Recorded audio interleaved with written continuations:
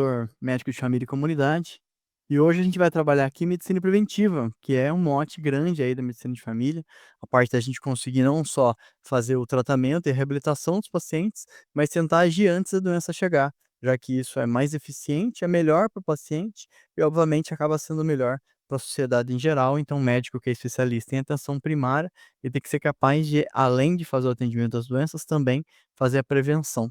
Então a gente trouxe algumas questões, obviamente, para ajudar aí você no seu sucesso aí da sua construção da formação, ser uma formação mais completa, mas também para a gente conseguir aí fazer algumas críticas aí, repensar as formas de prevenção então. Então a gente trouxe aí algumas questões, espero que você aproveite bastante e estude aí para conseguir chegar nos seus objetivos.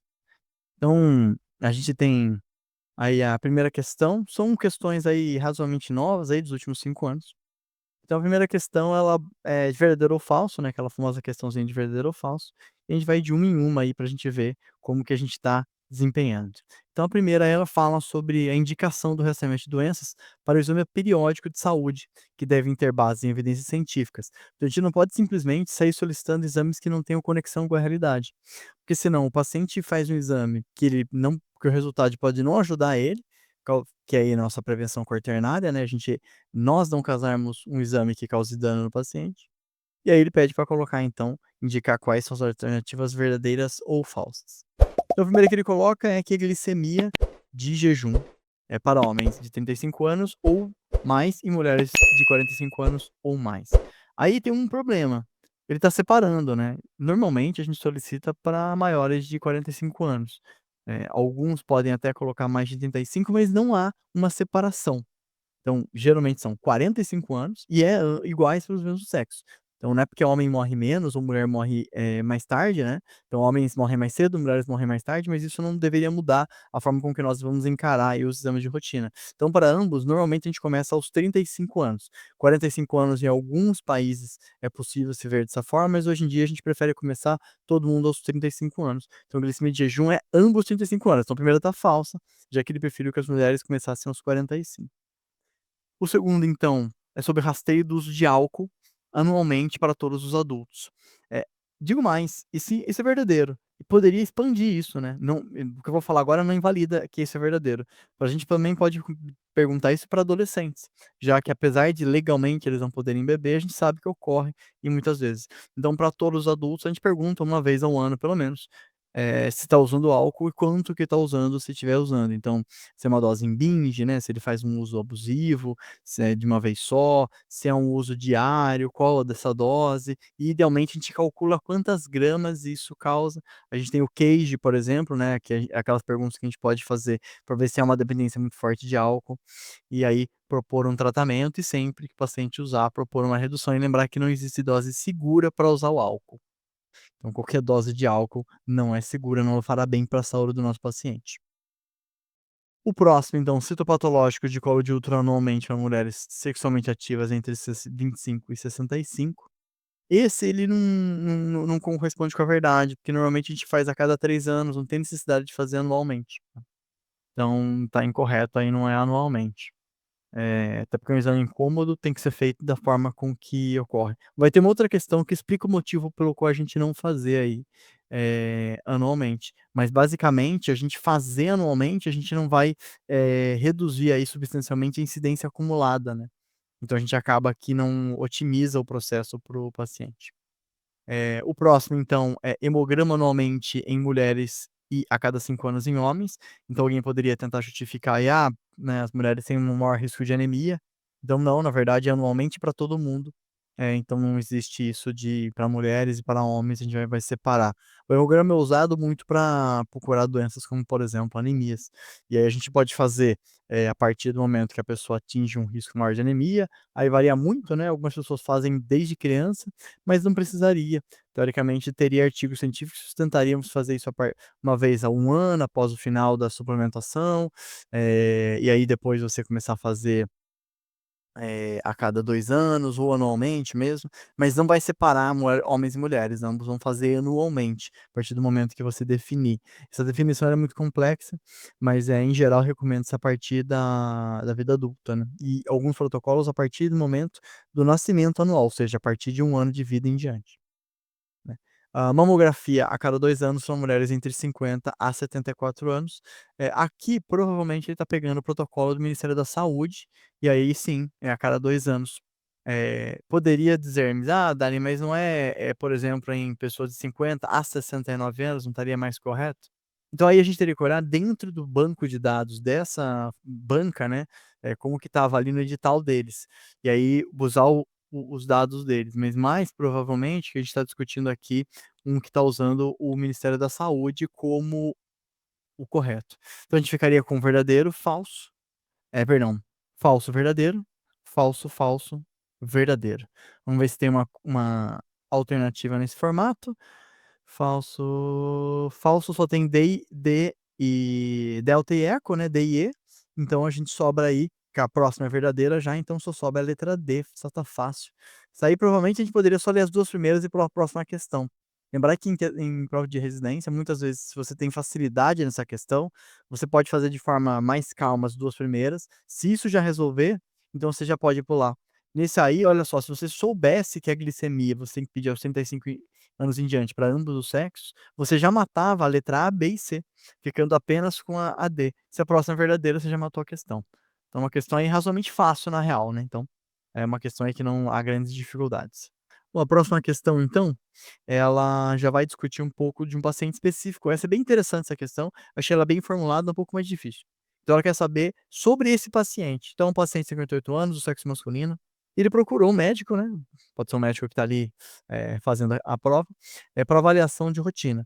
O paciente ele tem história de tabagismo, 15 anos maço, não é uma um pro não são tantos anos maço, ele também tem etilismo, que uma usa mais ou menos 2 unidades dia, sobretudo aos sábados e domingos. Então ele é uma pessoa que tem uso apenas em fins de semana, o uso semanal ele é razoavelmente baixo.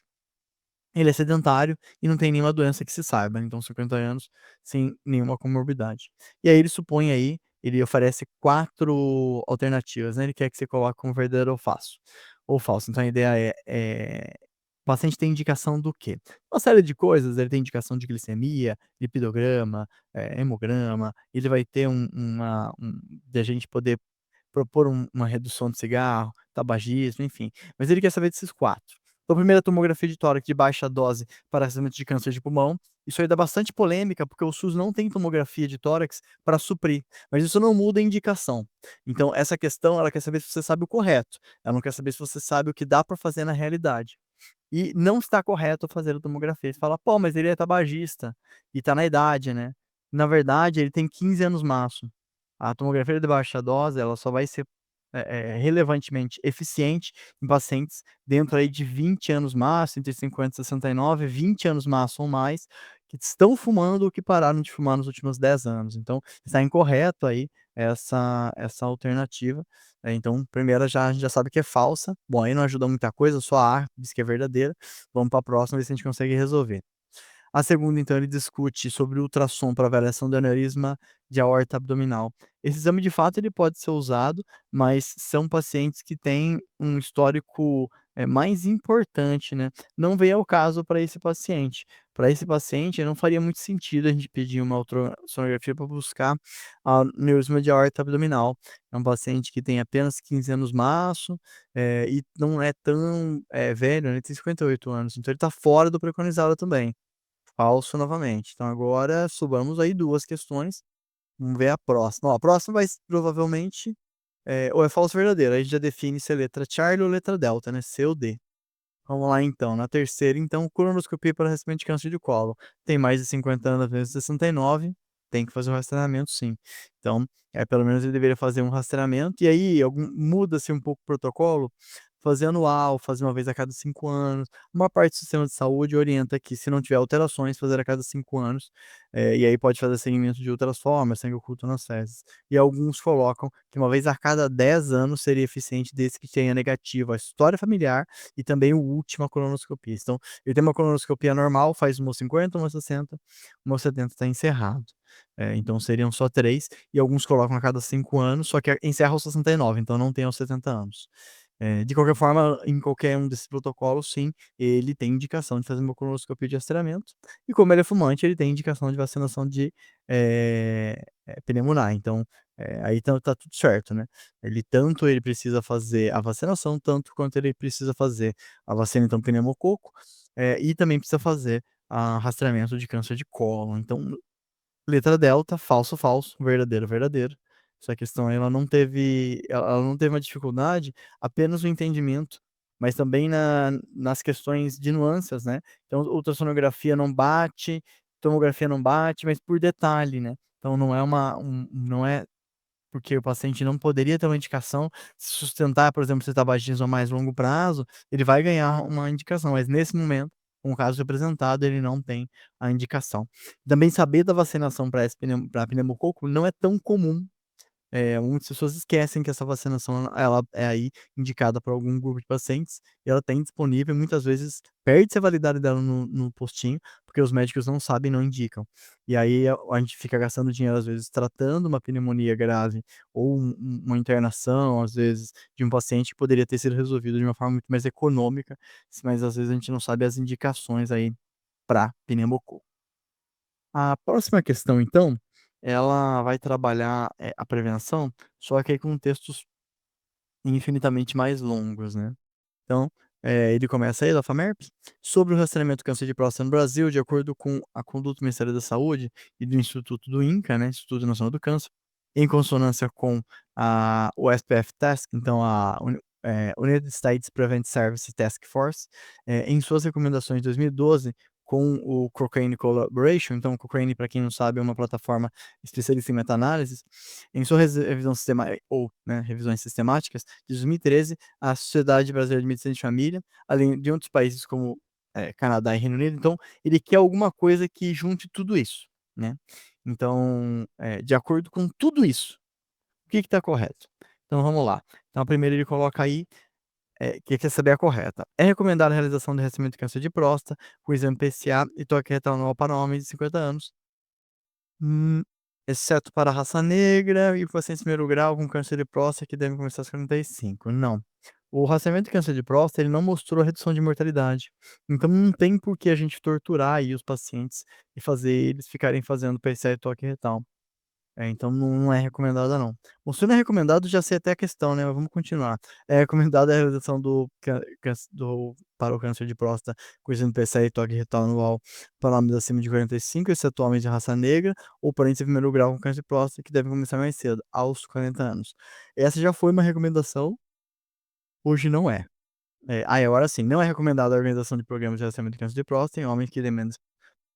E os homens que quiserem, buscar isso, devem ser informados por seus médicos dos potenciais riscos. A ideia é que o Outubro Azul ele é muito elegante, ele é muito bonito, mas existem outras mortes que a gente precisa prevenir em homens, né. Então a saúde da mulher lembrada no Outubro Rosa e a saúde do homem lembrada no Novembro Azul tem que ser ampliada, não é só próstata e muito menos só a mama. A gente tem outras doenças que matam e matam muitos homens e a gente acaba esquecendo. Mas o câncer de próstata não tem evidência de que a gente vai prevenir mortes. Ou seja, a gente vai fazer mais diagnóstico? Vai tratar precocemente? Vai, mas esse tratamento também pode matar. Então, nem sempre vale a pena, né, é isso que a gente precisa olhar, se o grupo que não foi feito morreu antes ou depois, em média. Porque é óbvio que alguns vão morrer mais cedo, mas também alguns vão morrer mais tarde do que os que fizeram, que podem morrer mais cedo do que os que não fizeram. Então essa é a questão. E a questão é que não reduz mortalidade. Então não é recomendado, aí a gente já sabe que a C tá certa. Então só para ler, D, é recomendada a realização do rastreamento do câncer de próstata somente com exame de PSA anual para homens. Então não, pô, você vai fazer PSA e toque, não tem só PSA e não é recomendado de qualquer forma. Então a gente já sabe a correta, a letra C. Muito que bem. Para a próxima questão, a gente tem aqui então, na época, falava-se do Padilha, aqui Ministério da Saúde, tá. Então por isso que 2017 coloca Padilha, Ministério da Saúde. Então é da FHBC aí essa questão. Então Padilha, do Ministério da Saúde, chamou atenção para o crescimento dos casos de câncer de cólon e reto, que hoje ocupa o segundo lugar no ranking dos tipos mais frequentes entre as mulheres, atrás dos molas de mama, é claro, e o terceiro entre os homens, depois de próstata, e os de vias aéreas, traqueia, bronco e pulmão. Noronha atribuiu aumento a vários fatores: obesidade, sedentarismo, envelhecimento, alimentação inadequada. E diante desses números, Padilha afirmou que, um grupo deverá avaliar a possibilidade de se fazer o rastreamento desse tipo de câncer na população, a exemplo do que já é feito com câncer de colo do útero, por exemplo. O coordenador do INCA contou que, poucos países como França e Noruega adotam essa estratégia atualmente, por motivos de que eles têm, obviamente, sistema de saúde um pouco mais estruturado e mais dinheiro em caixa também, um PIB melhor do que outros países, né, e já tem uma estrutura aí para assim ser feito. No Brasil, os exames mais simples, como para a identificação de câncer de colo de útero, apresenta uma série de falhas de aplicação. A reportagem publicada no estado entre o mês que mostra que entre 2011 e 2012, o número de exames diagnosticados de câncer de colo caiu 4,6. Então, no mundo sobe, mas aqui caiu. Então, isso mostra que provavelmente a gente teve um erro de indicação, porque normalmente não é falta de exame chegando, é falta de exame bem indicado. O Sistema Único de Saúde também teve queda no número de mamografias no primeiro semestre do ano, né, ali desse ano agora era 2017, em comparação com o mesmo período em 2012. A queda vai na contramão do plano que é apresentado há mais de 2 anos pela presidente Dilma Rousseff para prevenção dessas 2 doenças. Lígia Formetti, do estado de São Paulo, em 27 de novembro. Então, sobre esse texto de reportagem, o rastreamento do câncer no Brasil, de acordo com o Ministério da Saúde. Então aqui, ele está definindo que ele quer Ministério da Saúde e ele quer a incorreta. Se não olhar isso, erra, tá? Então ele quer Ministério da Saúde é incorreta. Então vamos para as alternativas. Então, a primeira, letra A, então vamos dizer, a mamografia é o único exame cuja aplicação em programas de rastreamento apresenta eficácia comprovada na redução da mortalidade de câncer de mama. O exame é entre 50 e 69. Então aqui, sempre que tem a palavra "é o único", a gente já fica com medo, fala: "Pô, isso aí deve estar errado isso aí". Mas essa está correta, porque de fato a mamografia é o único exame cuja aplicação em programa de prevenção vale a pena, porque reduz mortalidade, né. Que isso que a gente disse que é um programa de sucesso, que reduz morte. Se faz diagnóstico precoce, não faz diferença, tem que reduzir morte, aumentar a expectativa de vida. Então sim, ele reduz mortalidade. Ah, mas então, pô, ultrassom, tomografia, ressonância não reduz mortalidade. Quem reduz? Mamografia anual. O exame de rotina é recomendado para mulheres entre 50 e 69 anos, porque estamos falando de Ministério da Saúde. Se falássemos de Febraso, Federação Brasileira de Ginecologia e Obstetrícia, aí estaríamos falando de a partir dos 40 anos. Então, você está correta. Letra B. O método de rastreamento do câncer de colo de útero e das suas lesões precursoras é o exame citopatológico. Perfeito, até aí estamos indo bem. Os 2 primeiros exames devem ser realizados com intervalo anual. E se ambos forem negativos, os próximos devem ser realizados de forma trianual, né, a cada 3 anos. Até aí, tá tudo correto. Papa Nicolau, a partir dos 25, anual, e depois a cada 3 anos, trianual. Tá, letra B tá perfeita. Letra C. O início da coleta citopatológica de colo de útero deve ser aos 25 anos de idade, para as mulheres que já tiveram ou têm atividade sexual e devem prosseguir até os 64 anos. O rastreamento antes dos 25 deve ser evitado. Perfeito, exatamente isso. Porque se você faz antes dos 25 anos, tem muitas lesões que vão ter melhora espontânea, então você acaba preocupando essa pessoa e gastando o dinheiro dessa pessoa à toa. E o segundo, o início da coleta patológica ao útero deve ser aos 25 anos de idade para as mulheres que já tiveram ou têm atividade sexual e devem prosseguir até os 64 anos. Perfeito. Então, letra C, A, B e C por enquanto tudo certo, né, a gente quer incorreta, lembre-se disso. Tem que lembrar que é o Ministério da Saúde que é incorreta. Letra D, o método mais eficaz para o rastreio de câncer de próstata é a coleta do PSE associada ao toque retal. Usou do homem a partir de 45? Não. Deve realizar, não. Foi o que a gente discutiu na questão passada. O método não reduz mortalidade.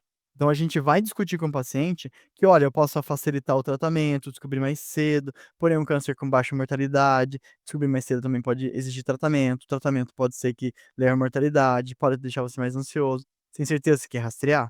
Então é uma pergunta que a gente vai fazer para o paciente, não é uma afirmação que você tem que fazer. E essa pergunta a gente tem que explicar que fazer um diagnóstico nem sempre é bom. Eu posso fazer um diagnóstico mais cedo nesse paciente, e isso fazer com que ele fique surtado com isso e não vou estar levando ele a nenhum benefício. Então não, o método não é a mais eficaz para receita com resposta, não é a coleta de PCA e toque, tá. Então isso a gente vai fazer de homem para homem discutindo, então a letra D é incorreta, essa aí é incorreta mesmo. E só para ler, mulheres com múltiplos fatores de risco, como câncer de mama e história familiar, e que em caso de câncer de mama e ovário devem ser submetidas a protocolos de tratamento individualizados, perfeito. Por exemplo, aos 35 anos já começava a fazer mamografia. Por quê? Porque ela tem histórico pessoal. Então: "Ah, mas e qualquer câncer, né?" Não, também tem isso. "Ah, porque uma minha mãe teve um câncer de, sei lá, pulmão aos 78, eu tenho que fazer então antes, né?" Não. Se tiver agora: "Ah, não, minha mãe, meu tio, meu pai, meu irmão, todo mundo teve câncer". Porra, eu tenho história com várias pessoas que têm câncer. Mas o ideal é câncer de mama e ovário, tá. Outros cânceres a gente, costuma levar muito a sério no sentido de, realmente diminuir aumentar aí a incidência. Porque, de novo, não vai aumentar a incidência nessa mulher, porque essas pessoas podem ter tido esses cânceres por motivos individuais. Agora câncer de mama e ovário, aí sim, ela tem um câncer de história familiar próximo ou tem vários, fatores de risco, aí esse a gente vai submeter antes, tá bom? Então, nessa letra aí fica aí, então, a letra delta, que é incorreta, a letra eco, ela vai ser realmente protocolos individualizados, isso está corretíssimo. Muito que bem, vamos para a quinta questão então. A quinta questão ela é curtinha. Então, basicamente, que ela está falando o seguinte: o exame ou citopatologia oncótica, ou Papa Nicolau, deve ser realizado a cada 3 anos após 2 exames normais, pois, ao se fazer anualmente, marca a resposta correta. Então, completa a frase, né. Aumenta a demanda na unidade de custo? Sim, aumenta o custo. Aumenta o custo, aumenta a demanda de profissionais, mas isso não importa. Isso não importa, porque se ele efetivamente reduzir mortes, isso a gente pode ver se o custo é pagável, não é por isso. É porque você fazer todo ano em relação a 3 anos, não reduz substancialmente a incidência cumulativa, já que a velocidade do câncer permite que você faça trianual se tiver 2 anuais normais. Então a letra é a delta, né. Você aumentar aumenta a demanda da unidade? Aumenta. Aumenta substancialmente o custo? Aumenta. Demanda os planos profissionais para função? Sim, tudo isso é verdade, mas nesse não é o motivo da gente realizar a cada 3 anos. Porque se fosse por isso, então realizar a cada 20, ué, se não é para dar trabalho para ninguém. Não é esse o motivo é que não vai reduzir substancialmente a incidência acumulativa. Então esse é o motivo, né, real, não é o custo. Tem muitos gestores que falam do custo, mas a gente tem que falar sobre isso. E sobre o paciente, falar sobre o custo, para ele não tem custo, muitas vezes. O paciente é rico, o paciente é pobre e está recebendo pelo SUS, para ele não faz diferença se vai ser anual ou trianual. Às vezes ele quer anual porque ele acha que vai se proteger mais. E cabe a gente explicar que você fazer todo ano não vai fazer com que reduza efetivamente a incidência acumulativa e eu não vou conseguir pegar mais casos, ou seja, eu vou estar só fazendo a pessoa fazer um procedimento em que não vai encontrar nada, ou a chance de encontrar é muito baixa. E aí isso faz com que o paciente entenda que é para fazer a cada 3 anos, se ele já tiver 2 exames feitos anualmente, né, um seguido do outro no ano, né, sei lá, 2012, 2013 e depois o próximo só a cada depois de 3 anos aí, 2016, por exemplo, certo? Então aqui a gente tem a letra delta como a resposta correta para essa questão. E a nossa última perguntinha de hoje então, a nossa última perguntinha é da PMFI, Paraná, 2019, e ela assim se apresenta: "Durante a campanha do Outubro Rosa, o médico de família recebe um ofício circular da Secretaria de Saúde informando que, tendo em vista o apoio do movimento Outubro Rosa, a secretaria contratualizou novos serviços de mamografia do município, e não haverá restrições no número de exames a serem realizados durante esse mês". Então isso é muito comum, né, a gente, faz isso como uma metodologia de conseguir, gerar votos, sejamos francos aqui para os políticos, mas também, efetivamente usar bem o dinheiro público, ou seja, aproveitar esse mês para que as mulheres lembram e tentar ter mais oferta. Muitas mulheres vêm à unidade de saúde solicitar que sejam realizadas mamografias. E aí vem a questão, que várias delas isso é real, essa pergunta é muito real. Várias delas não estão dentro da faixa preconizada para o rastreamento do câncer com exame, e algumas já foram submetidas ao exame no ano passado, ou seja, se o Ministério da Saúde orienta que é bianual, o que que eu vou fazer se ela já foi feita ano passado? Ela já fez no Outubro Rosa passado, estando o resultado sem alterações. Então ela fez ano passado e estava tudo normal. Ou ela vem e ela nem está na faixa etária. E aí qual que é o certo do médico fazer? Então, opção A, oferecer o exame para as mulheres dentro da faixa etária e periodicidade preconizada pelo INCA, Ministério da Saúde, ou seja, bianual. Relativizar as informações, porque, uai, se tá disponível sem limites, então vamos, em vez de fazer a conduta do Ministério da Saúde, vamos fazer a da Febrasgo, começar a fazer a partir de 40 anos. Ou C, aproveitar as oportunidades que não há restrição e vamos solicitar, quem quer fazer faz, bora fazer em todo mundo. É bebê de 3 meses tem mama, dá um jeito e a gente faz em todo mundo. É criança de 11 anos faz, é idoso de 96 anos faz, é homem faz também e faz para todo mundo. Tem disponível, a prefeitura não tem restrição financeira agora, e Letra D, solicitar mamografia para pacientes de 40 a 65 e naquelas acima de 65 ou abaixo de 40, solicitar ultrassom. Então vamos lá, gente. Isso é muito comum, isso aí mais do que só para questão, para questão de formação. 70% do gasto de saúde vem da ponta da caneta do médico. Se o médico indicar mal as coisas, é ele quem faz a conta ser cara e o sistema de saúde não funcionar. E aí convênio fecha, o SUS não dá conta, a gente fica sempre com o orçamento apertado, quer fazer algumas ações melhores e não consegue. Ah, precisa contratar mais profissional. Mas como é que contrata se, por exemplo, a gente tem aí um gasto tão grande com exames? Então não é porque a prefeitura falou: "Olha, estou com orçamento, não tem não vou limitar vagas, quantas mamografias forem pedidas, eu vou dar um jeitinho de fazer", isso ainda vai ter custo, não é de graça a mamografia, entende? Ela exige um custo, ela exige, todo um aparelhato, ela exige energia elétrica, ela vai exigir aí, dos aparelhos, as questões aí de manutenção, fora aí, a os que se desgasta do aparelho com o tempo. Então a gente não pode fazer de qualquer jeito. Isso quer dizer, eu tenho que fazer correto para o paciente que realmente precisa. E aí não é relativizar o Ministério da Saúde, a B está incorreta, não é aproveitar uma oportunidade que não tem restrição e solicitar para qualquer um, a C está incorreta, você vai ficar gerando, achando lesões em gente que nem precisava saber que tinha, até porque essa lesão não ia causar dano nenhum nela. Você vai ficar só botando minhoca na cabeça do paciente, e ele fazendo um procedimento que do qual ele pode morrer de uma doença que não o mataria, né. Porque ele pode de repente pegar uma infecção numa biópsia que ele faça e morrer da biópsia, né, de uma infecção, e aí? Ah, mas pô, e se eu não tivesse visto? Então, se eu não tivesse visto, ela sobreviveria, até porque a idade dela estava fora do preconizado. E por fim, solicitar a mamografia às pacientes entre 40 e 65 anos e abaixo disso, acima disso, fazer ultrassom, não existe isso, é 40 a 69 e não tem esse negócio de pelo Ministério da Saúde, e não tem esse negócio aí de fazer ultrassom para rastrear fora ou antes disso, se a mulher não tiver uma indicação muito bem clara aí ou pelo BIRADS dela, ou mesmo pelo ginecologista ter percebido alguma coisa objetiva. Então esse aí, com certeza, é a letra A, você tem que fornecer os exames, para as mulheres que estão dentro da faixa etária, e periodicidade preconizados pelo INCA e pelo Ministério da Saúde. A gente tem que lembrar que não é porque a gente tem a caneta, né, o médico tem a caneta, que a gente pode decidir as coisas da cabeça. Quando a gente está dentro de uma unidade básica, independentemente se a gente é terceirizado ou se a gente é um profissional ali que está sendo, estatutário, né, ou enfim, CLT, ou seja, se ele é contratado direto pela secretaria municipal, ou se ele, independentemente disso, ou se ele participa ali de um CLT, né, se ele for contratado por uma terceirizada, não importa. O que importa é que quem está pagando o salário desse profissional, quem está pagando esses exames é imposto público, ele tem que ser bem usado. Porque veja, a gente costuma criticar muito pessoas que usam mal o dinheiro público. Poderemos dar exemplo de políticos, quando eles usam, por exemplo, poderiam ir de um transporte mais barato, como, sei lá, um ônibus, e preferem ir de jatinho. E aí gastam, um dinheiro muito alto, milhões às vezes, em algo que eles poderiam ter feito de forma mais econômica. E a gente vai lá e critica. Mas de que adianta eu criticar se eu também gasto dinheiro mal usado? "Ah, não, mas aí eu tô pedindo exame, não tem problema, para ajudar a população". Não. A gente aqui tem que usar o que tem que ser usado, o dinheiro correto e, mais importante, que vá reduzir a mortalidade das população. Porque senão eu posso não diminuir o risco da população, e aí o dinheiro que poderia sobrar para outras ações que poderiam salvar a vida dessa população, acabam não sendo usados. Então essa é a questão. O dinheiro da saúde ele não pode só porque tem um recurso disponível ser usado à toa.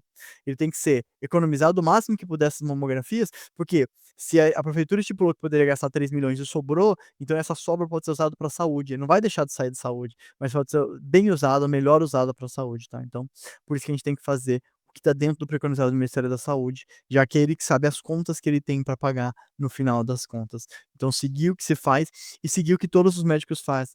Porque se um médico ficar fazendo muito diferente do outro, também é uma perda de confiança em alguns médicos, que muitas vezes estão fazendo o que é preconizado, o que é correto. Perfeito? Então essa aí foi a nossa, questãozinha aí para encerrar, uma questão aí que eu fiz também algumas observações, eu gosto de fazer sempre essas observações para que vocês cresçam. Além das questões, também tenham crítica aí do que vocês estão enfrentando na rotina, no dia a dia e também nas provas, né, essa questão perdi aí uma análise assim. Então fico por aqui, precisando fico à disposição, o link está sempre com você aí, ajudando você a alcançar o seu sonho. Até mais.